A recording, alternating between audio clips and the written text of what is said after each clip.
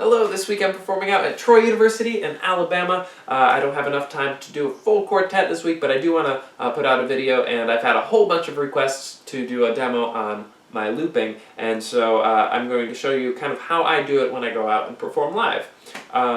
So before I start anything, I'll show you a little bit about what this stuff is, how it would affect you if you're interested in this kind of thing, and then I'll move the camera and show you exactly what I'm doing. So first of all, I just have a regular Shure SM58 microphone, XLR cable that actually, it's a special cable. It goes XLR to 1/4 inch, goes into the looping station. This is a Electro-Harmonix 45,000 looping station. It's a guitar looper, so that's why you need the special cable. It just goes microphone into a 1/4 inch, which is like a patch cable. If you have a guitar and that's why you're using it, go straight in.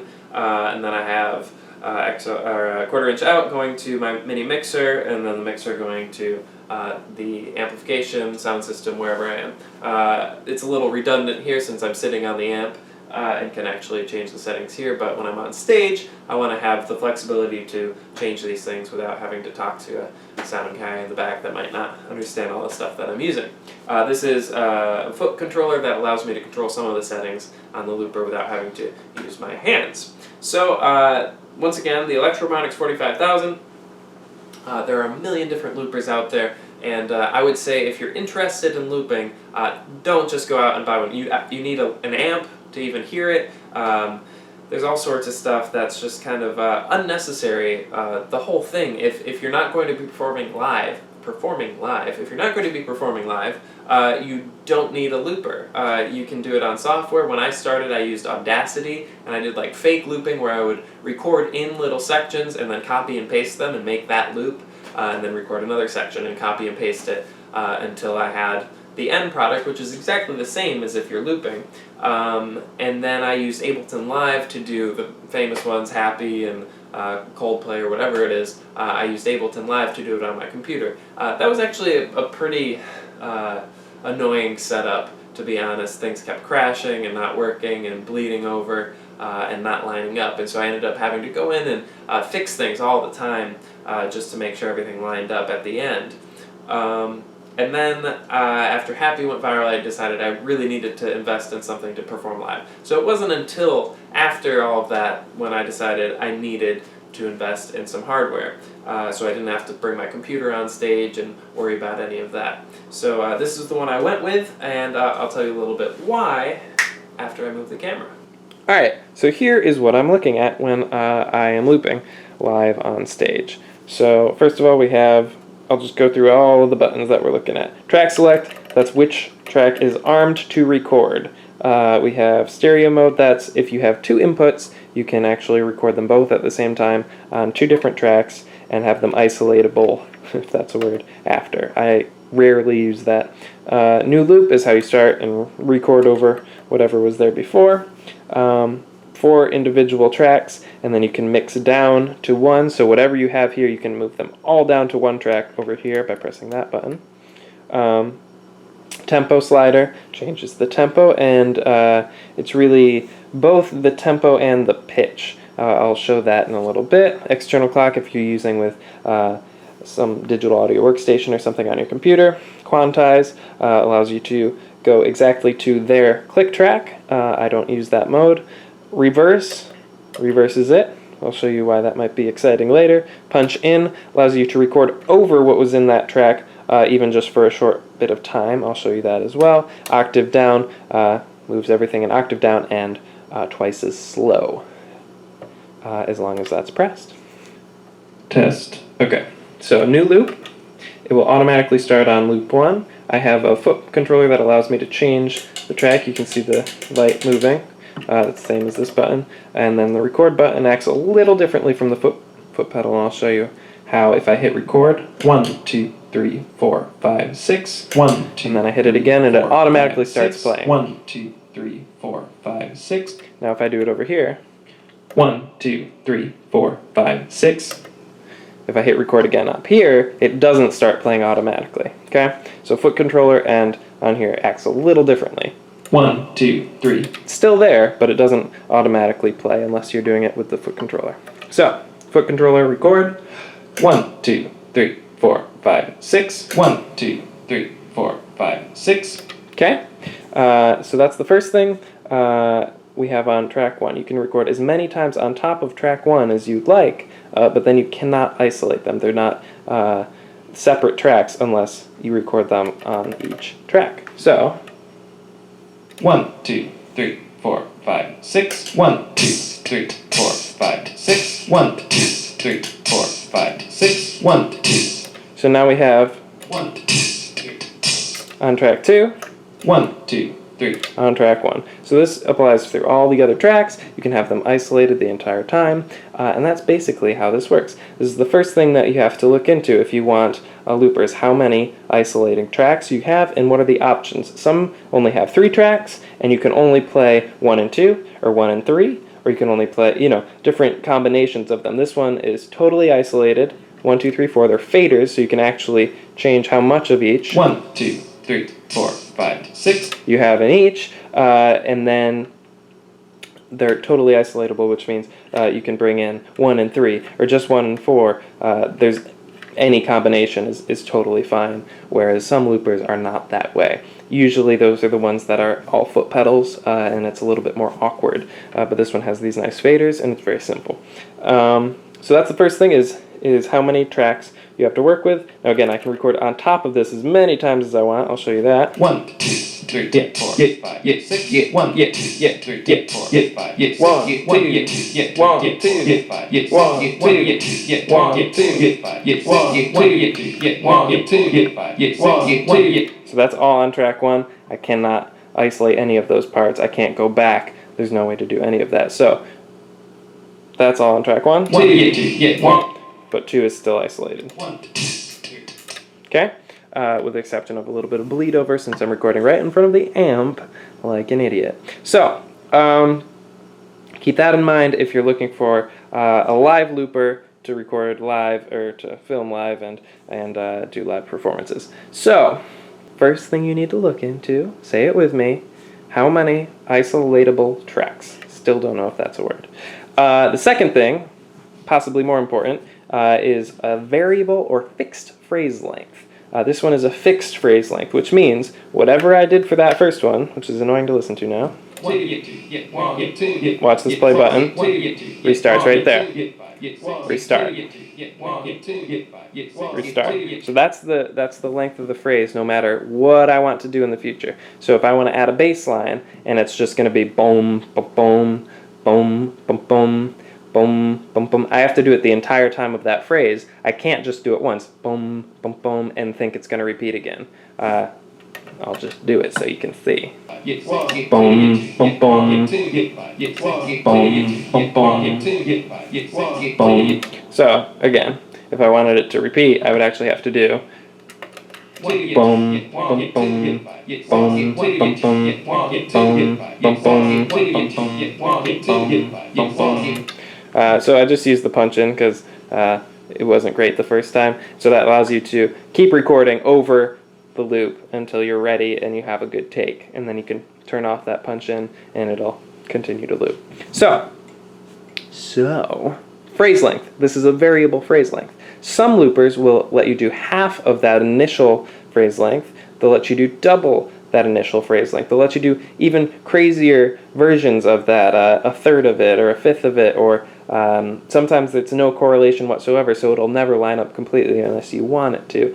Some really interesting sounds that can come out of that, more like a delay pedal almost, than something like this. So that's a creative restriction that I enjoy, but you have to keep that in mind when you're composing for a looper or when you're buying a looper if you want something that's going to be a little bit more flexible with the phrase length. Now, you can see this click button going with the tempo slider.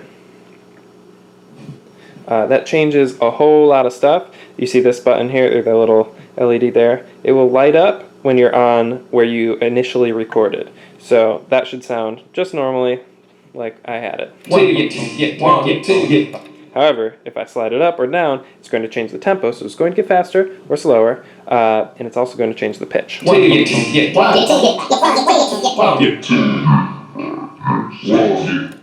So, you can use that a little bit to change The key, if you want to go up or down a key, it's only changing the tempo slightly, not really noticeably, and you can have a cool effect on the composition of the piece, which usually gets pretty stale with a looped piece. You can change this and have quite a cool effect. You can also change it quite drastically and record something on top of that, change it again, and now only that last thing that you recorded will be changed. It's a little bit of a hard concept to grasp, so I will show you. So here's our initial. Let me try to get it. Now I'm going to record on top of track 4, which nothing is on, and I'm going to do it with it. Let's go down. Yeah.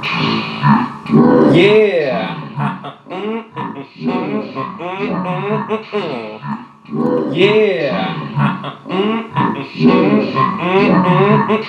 This is my jam. Now, if we go back to normal, where that LED lights up, I usually do this with 2 hands.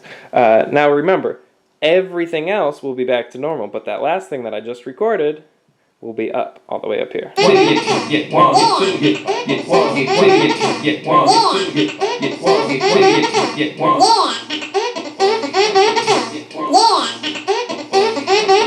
I like that way too much. All right.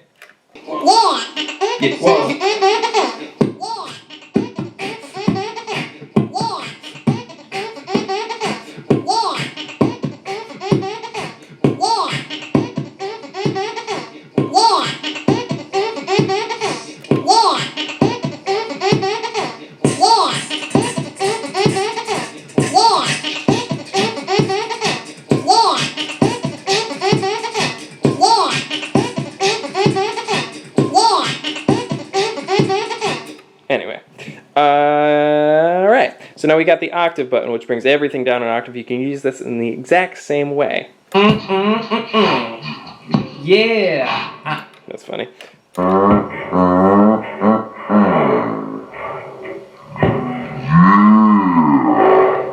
So that's a way to do that without having to affect the tempo slider. You go everything down, everything slower. You can record one thing on top, hit it again. Now everything goes back to normal except that last one that you recorded. Same thing with the reverse button.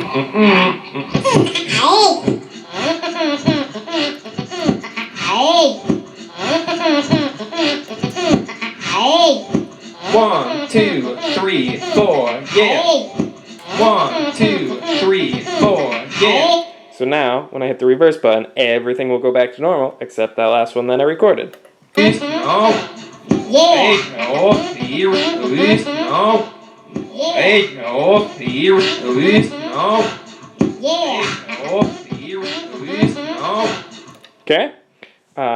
That is pretty much everything. You've got some panning, which I don't use because I usually mix in mono going to a live show, but I do use it for some of my more intense recordings. Got a mix down button. Remember, I can actually use that to mix all of these things down. So if I get something I like, which who knows, maybe I have here.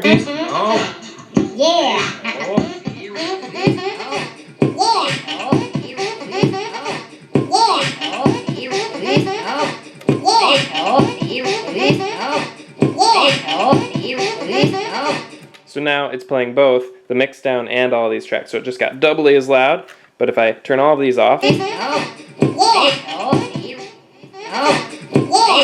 so now it frees up all of these tracks to record something new on each of them and have that mix down still there. So very, very versatile. I really, really love this looper. I can record up to 99 loops and have them stored in the SD card here. And I have some of my full quartets recorded on there without the lead part, so I can bring this out on stage live and actually just play some of my quartets live just using this looper. I really, really love it. I would highly recommend it to somebody if you are trying to do anything remotely similar to what I'm doing, which, let's be honest, is almost no one. So take it for what it's worth. If you have any questions about this stuff, please comment below. I would be happy to answer. I know just about everything there is to know about this one, and just about everything there isn't to know about others. So please keep them specific. So now we'll put it all together. This is a piece called Celestial Mountains. It's a piece I wrote specifically for this looper, which is important because it highlights some of those things that this one does really well, and stays away from some of the things that the other ones might do better. But hopefully you'll see how all of these things work together. I'll just play a short bit of this.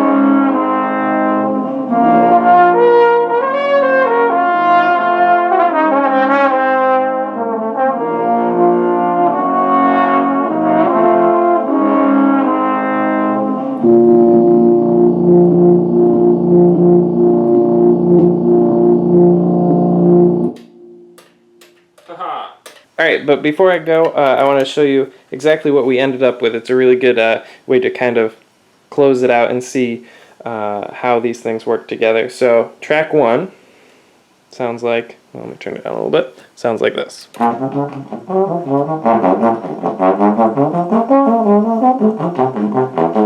Okay, so that's the track 1 that I recorded. Initially, that's the loop that set the phrase length, remember. So all of the rest of the phrases had to be exactly that long. Track 2 is all of the harmonies. Now they're all stacked on top of each other, and as we said before, it means I cannot isolate any of those parts. It's all one chunk now.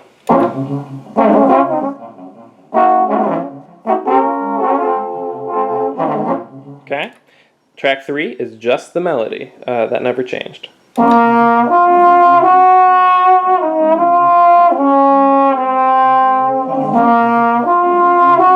And then track 4 is all of the reharmonizations of that. So that's all of the chords at the end, minus the melody.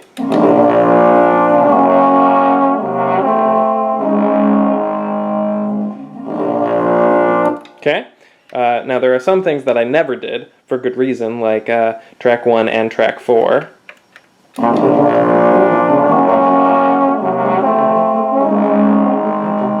Or track 2.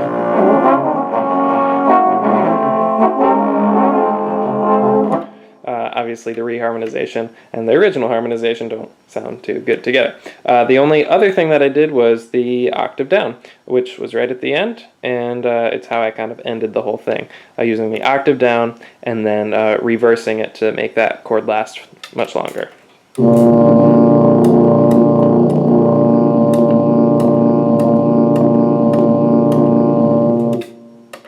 And it ends kind of nicely if I do it correctly, which maybe I did, maybe I didn't. So Celestial Mountains, again, just a short bit. Maybe I'll release that all produced nice and crystal clear, not on camera audio in the future. But hopefully that gives you kind of a good idea of what this looper can do. And again, think about what you want to accomplish. I want to perform live, I want to do complex loops or whatever, you know, think about that first and then research what hardware will get you there, or maybe you don't need hardware at all and you got to go the software route. So definitely look into that stuff if you're interested. Hopefully this is helpful. I'll be back next week, some brand new music. My album is coming to a close. I just sent it out to be mastered. You might have another couple days. We extended the pre-order till Wednesday, so if you want to get that at the low price of $10, you can do so. I'll put a link in the description for that. It will be more expensive. I think it'll be $12.99 at release, so $10 now if you want it. Thank you to Consumer for making this video possible. Click the like button to show me you made it all the way to the end of this video, and I'll see you guys next week.